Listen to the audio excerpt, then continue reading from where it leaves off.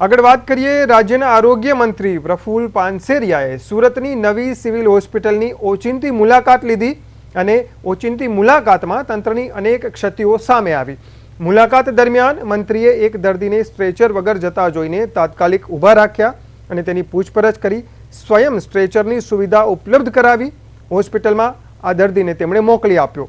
વારંવાર વિવાદોમાં રહેતી સિવિલ હોસ્પિટલમાં વ્યાપક સુવિધાઓ વચ્ચે પણ વ્યવસ્થાના અભાવ જેવી ગંભીર સમસ્યાઓ મંત્રીની નજરે પડી। આ મામલે મંત્રીએ હોસ્પિટલના ઉચ્ચ અધિકારીઓનો ઉધડો લીધો હતો અને દર્દીઓને પડતી નાની મોટી તમામ મુશ્કેલીઓ તાત્કાલિક દૂર કરવા કડક સૂચનાઓ આપી હતી।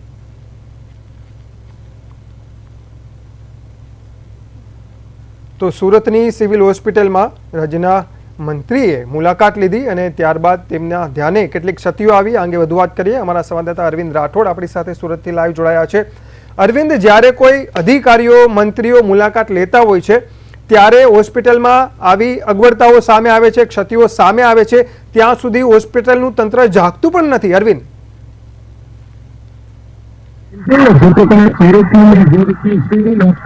दक्षिण गुजरात में खास कर गरीबों ने डेली कहने से लाखों सारवार होता है।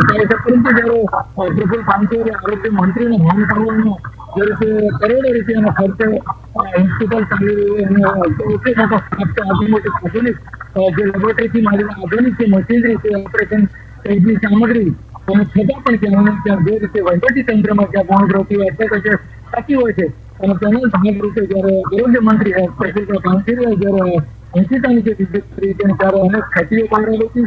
બીજી તરફ પ્રફુલ પાનસેરિયા છે જે તે ઓપીડી વિભાગ સહિતમાં અનેક જગ્યાએ પોતે જે વિઝિટ કરી ત્યારે ખાસ કરીને આરોગ્ય સહિતના તંત્રમાં જે દોડધામ ચોક્કસ મળતી હતી, કારણ કે આરોગ્ય મંત્રી અંશિતા જયારે હોસ્પિટલની મુલાકાત આવે ત્યારે સ્વાભાવિક છે કે ત્યાં ઓગણીસ જે પ્રકારના તંત્રમાં નવી આવડી હોય છે કે તેમાં ભાગદોડ ચોક્કસ મળતી અને ફકડાટ પણ જોવા મળે। તો બીજી તો પ્રફુલ પાનસેરિયા જે રીતે અલગ અલગ જે વિભાગોમાં જઈને જાતે વ્યવસ્થા કરી અને કઈ રીતે દર્દી નારાયણની જે રીતે સરકારની જે મફત સારવાર છે તે કેવી રીતે સરળતાથી મળી રહે, એટલે તમામ ઝીણવટ ભરી જે લોકોને છે ખાસ કરીને જે જવાબદારીઓને એને તાકીદ પણ કરી છે અને કડક ચેતવણી પણ આપી છે। ત્યારે ચોક્કસથી ક્યાંય ને ક્યાંક જે રીતે આવી રીતે આરોગ્ય મંત્રી જયારે સિવિલમાં આવતા હોય છે ત્યારે ચોક્કસથી આરોગ્ય મંત્રી ખાસ કરીને તે રીતના છે ત્યારે અવારનવાર આવી વિઝિટ કરવી જ જોઈએ। નહીં તો આવી લાવીને છે ખાસ કરીને જે રીતે કર્મચારીઓ છે તેમાં જે દર્દી નારાયણની સેવા કરવા માટે ઊણ પ્રાપ્ત હોય એટલે તેઓનો પણ ફકડાટ પડતો। એટલે ઓછીતાની જે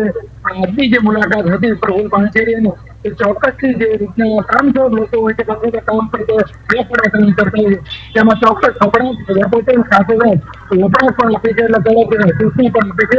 ત્યારે જોવું રહી કે હવે સિવિલ હોસ્પિટલમાં કેવા પ્રકારના સુધારા છે તે થાય છે।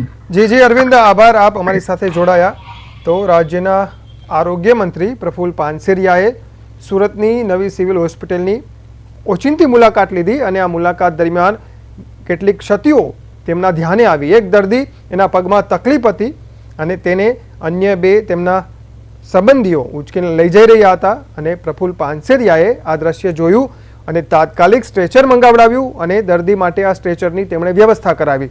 આ ઉપરાંત મંત્રીએ એવી પણ સૂચનાઓ આપી છે કે ભાઈ દર્દીઓને અગવડતા ન પડે, તેમને સુવિધાઓ મળી રહે તે માટે વ્યવસ્થા યોગ્ય રીતે થવી જોઈએ અને જે વહીવટ છે તે સુચારુ રૂપે ચાલવો જોઈએ।